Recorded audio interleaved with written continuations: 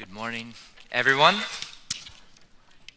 Happy Mother's Day to all of the mothers, the grandmothers, and all of the people who are like mothers to us here this morning. Well, today and on Father's Day, this year at Bow Valley, we will be doing a little bit of a mini-series focusing on the idea that God is our perfect parent. As Christians, one of our core beliefs that we have is that we live in a fallen world. And because we live in a fallen world, we, as humans, are not perfect. We mess up. Things go wrong. And this is true for parents as well. For those of you who are parents, my guess is that you recognize this. That parenthood has highlighted some of the imperfections in your own life and some of the brokenness of this world that we live in. As kids, we recognize that sometimes our parents are not perfect people. And the reality of it is that none of us are. We all fall short. Yet we believe as Christians that God, who is perfect in every single way, has adopted us as his own children. In other words, we are the children of the only perfect parent that has ever existed. And so later on in June on Father's Day, we are going to look at some of the ways in which God is our perfect Father in heaven and how that affects us in the here and now. Today on Mother's Day, we're going to look at some of the ways that God is compared to a mother in the Bible. You see, we commonly refer to God as our Father. This is our prayer. This is how many of us start our prayers, our Father in heaven. But though this is the case, there are also many times and places in the Bible where God is actually compared to a mother, where the author of the biblical text chooses to highlight some of the qualities of motherhood as a reflection of the very character and nature of God.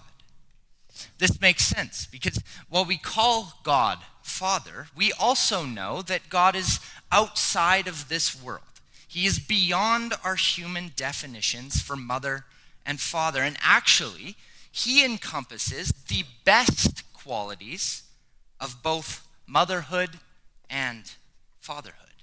And so in this, he is our perfect parent. So today, as we talk this Mother's Day, we're going to look at some of the times in the Bible where God is compared to a mother. And more specifically, as I was studying and preparing and looking at different passages that do this in the Bible, I kept coming across the same theme.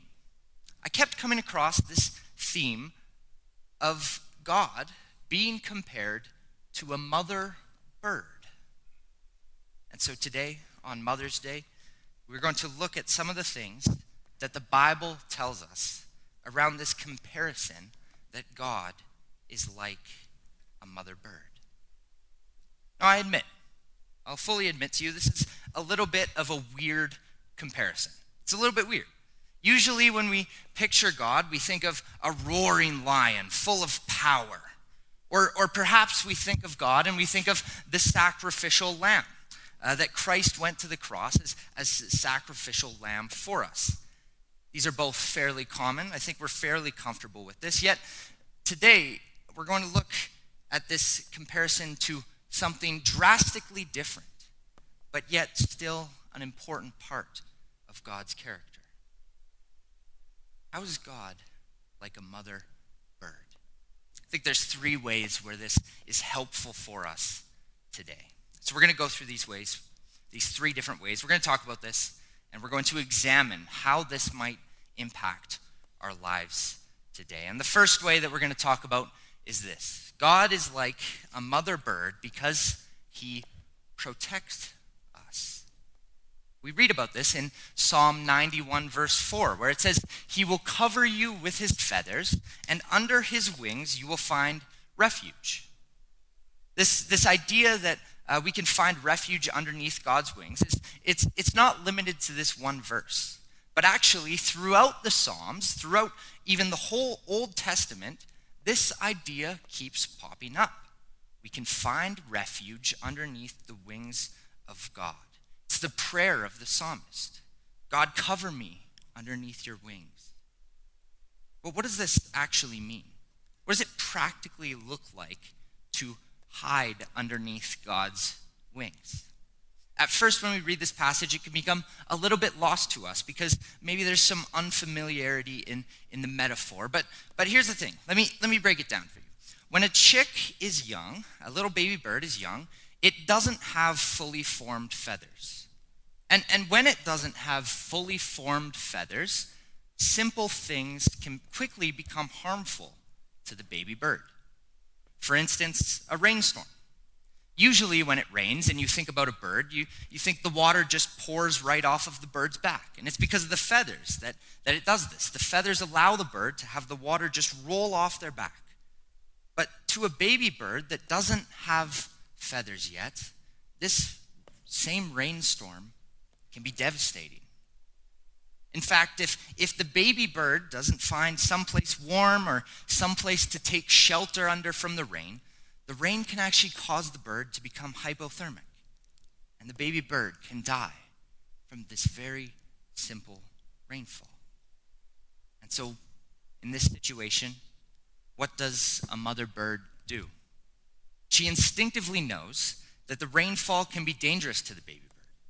And so the mother bird, what she will do is she'll actually stretch out her wings and bring the baby birds underneath of her wings, similar to this picture here. It's a beautiful image of motherly love.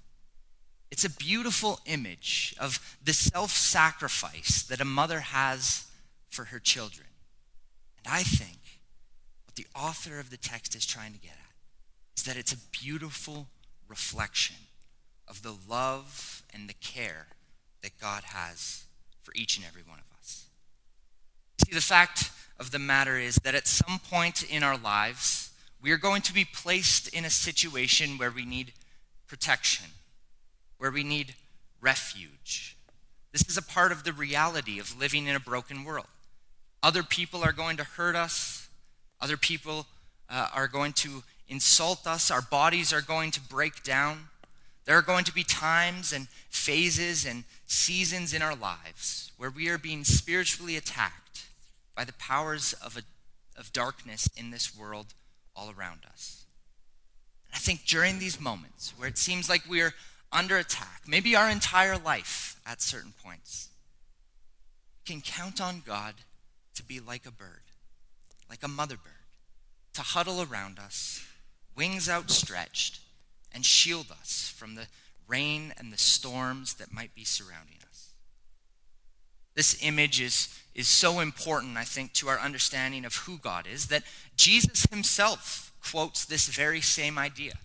I don't know if you knew this, but in Matthew, we read about this. It says, Jesus is talking here, and he says, "Jerusalem, Jerusalem, you who kill the prophets and stone those who sent you, how often have I longed to gather your children together, as a hen gathers her chicks under her wings, and you were not willing."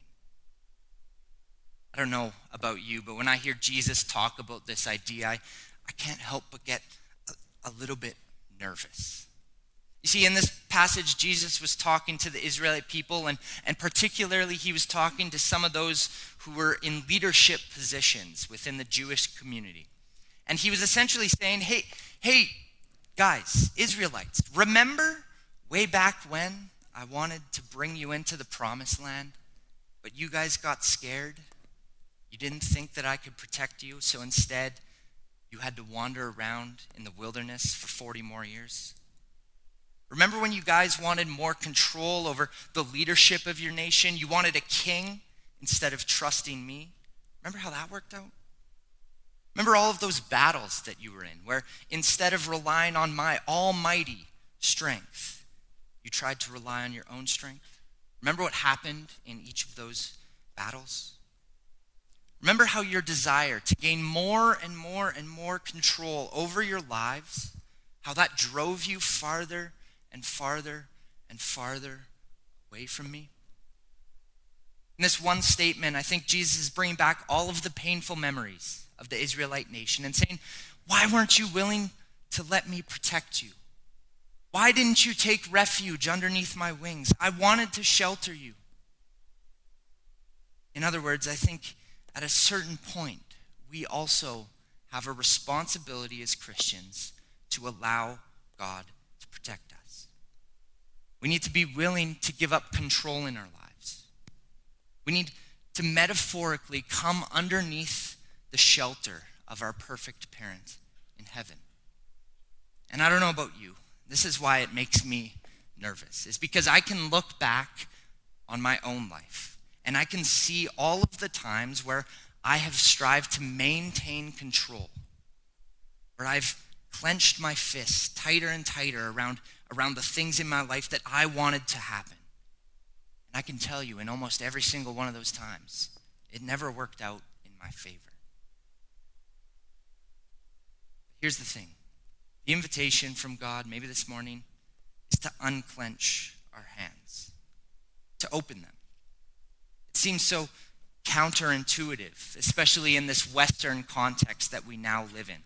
We work for years and years so that we can be in charge primarily of our own protection and our own comfort. We think to ourselves, maybe if we can get to the place where we have a couple $1 million in the bank, then we will have the financial protection that we need to live our lives. Perhaps we seek the perfect partner to spend our lives with, thinking that if we have the right person beside us, then we're going to be protected from any and all emotional harm that might come our way. Perhaps we obsess over politics and we seek to control the elections in our favor, thinking that if only the right person or the right party, if they get in power, we'll be protected. I'm not saying that all of these things are inherently bad. But in our Western world, I think it's our tendency to close our fists tighter and tighter around the things that we just hope will grant us some sort of security and some sort of protection in our lives.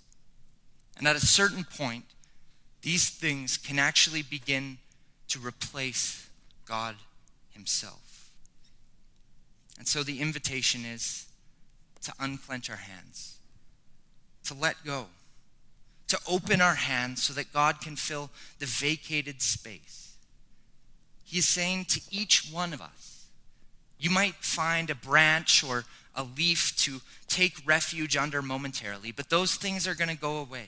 The only thing that can guarantee your protection is the mother bird's self-sacrificial love, ensuring that her kids are protected from any sort of trouble that might come their way. So I don't know where you are today, but I would encourage you to think about and reflect on this. Where in your life do you see yourself clinging on to control of your own protection? What are the areas in your life that you need to let God give you security and protection rather than trying to get it for yourself? Where can you let the motherly love of God cover you? Where do you need to find refuge underneath his wings? Well, just as God protects us, he also fulfills the mother bird comparison by nurturing us as well. In Deuteronomy, during Moses' final song to the Israelite people as they were wandering in the desert before he passes away, he actually compares God to a mother eagle. We read from Deuteronomy 32. Like an eagle that rouses her chicks and hovers over her young, so he spread his wings to take them up and carried them safely on his pinions. This verse is a little bit weird because of its poetic nature and because the Hebrew isn't maybe perhaps the clearest that it could be. So there are a number of potential ways of looking at this text. But one thing that we can be sure of is that somehow, some way, the eagle in this passage is hovering over her nest, stirring it up. I don't know how much you know about how mother eagles teach their eaglets to fly. Admittedly, I didn't know a lot before I started researching for this sermon, but allow me to enlighten you, for those of you who don't know, the intricacies of how a bird teaches another bird to fly. When an eaglet is learning how to fly for the very first time, the way that it learns is by watching how its mom flies. And so when the mother bird is trying to teach her kid how to fly, she will actually just fly around the nest, and she will begin to hover and flap her wings right over the nest, trying to get this young eaglet to copy her and to start flapping its wings. And slowly over time, as the eaglet watches its mom, it starts to hover and fly itself. And slowly but surely, it builds up the strength to start flapping its wings. And then it takes off and it hovers over the nest for just a brief moment. And then finally, there it is. It's flying right alongside its mom's. So within the context of this verse, where Moses is talking about how the Lord brought the Israelites out of Egypt and into the wilderness, it's not out of the realm of possibility that one of the potential ways that we can look at this verse is that God is like a mother eagle teaching her eaglet how to fly. When we look at some of the New Testament imagery around how we need spiritual milk to grow, there's definitely a sense that God takes on the role of mother in that he nurtures us. I probably don't need to tell you this because you've experienced this in your own life. That you are here today because in one way or another, God has been working. He's been nurturing you. He has been teaching you. He's been teaching you to walk in his way, to live in this world in the way that he has called each of us to live. Here's the thing, though, about this nurturing thing. Sometimes we don't like it. It's scary. I remember when I was growing up and my mom was teaching us some things. I remember a story where we were going to get some Slurpees from 7-Eleven. It was a summer day. Perhaps it was not unlike the days we've been experiencing here in Calgary recently. It's a bright summer day, super hot out, and we wanted some Slurpees. So my mom drove us to the Slurpee store, and she gave us some money to go in and get some Slurpees. And she said, "This time, I'm not coming in the 7-Eleven with you. You got to go in by yourself." That was terrifying. I was going in the 7-Eleven. I got the Slurpee cup. I mean, I'm starting to sweat at this point just from all the nervousness of starting to shake of what am I going to do? Are they going to accept cash? I don't know these things. And so we went through, got the Slurpee from the 7-Eleven, poured it out, went in, paid for it. Everything worked out fine. I thought, okay, that wasn't so bad. I could do that again. The next time, same thing. You guys go in by yourself. Okay, takes a little bit longer for the sweat to start coming in.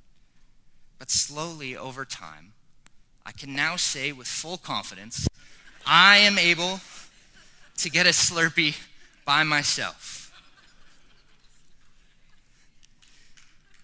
Thank you.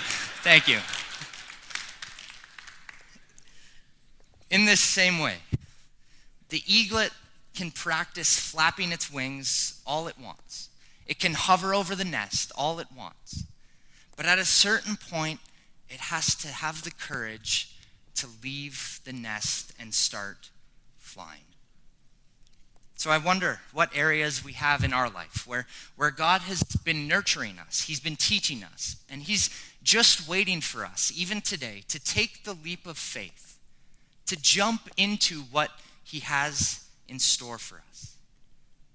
I have a feeling that there are many of us in this room where he has been preparing us.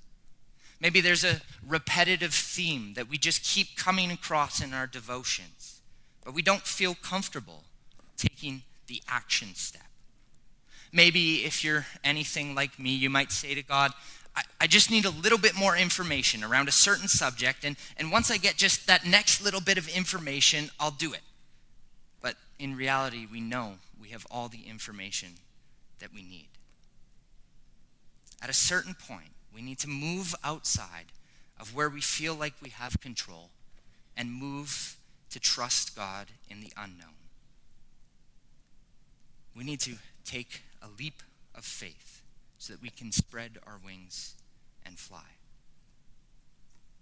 Well, God protects us, God nurtures us, and he also rests with us. Picture with me, maybe you can close your eyes if you want to imagine it a little bit better. Picture with me, you are an Israelite, and you are following Moses into the wilderness. You're following him around, trekking through the sand and the mountains, and it's been 35 days of this, and out of the corner of your eye, you spot something way up in the clouds. You look up, you're trying to see what it is. It's darting in and out of the clouds, and all of a sudden you see it. It's an eagle. And secretly, inside of you, somewhere deep inside of you, if you are an Israelite wandering through the desert, you yearn to be that eagle. You want to be the eagle. Why do you want to be the eagle? 2 reasons. 1, it can move fast. I've seen the way some of you drive on Crowchild. I know you want to move fast. I don't know if you know this about eagles, but they're faster than horses. They can be faster than horses. And during the time where you are wandering as an Israelite in the desert, the fastest way that you could be transported as a human is by riding on a horse. So if you were the eagle, you could get away from anything. Second reason you want to be an eagle is because the height that it can give. In a world where we are used to commercial jets, where we can fly, this is lost on us. But actually, again, in a world before modern weapons, if the eagle flew up to its maximum height and it's cruising up there, way up in the clouds, it was untouchable. Nothing could bring it down.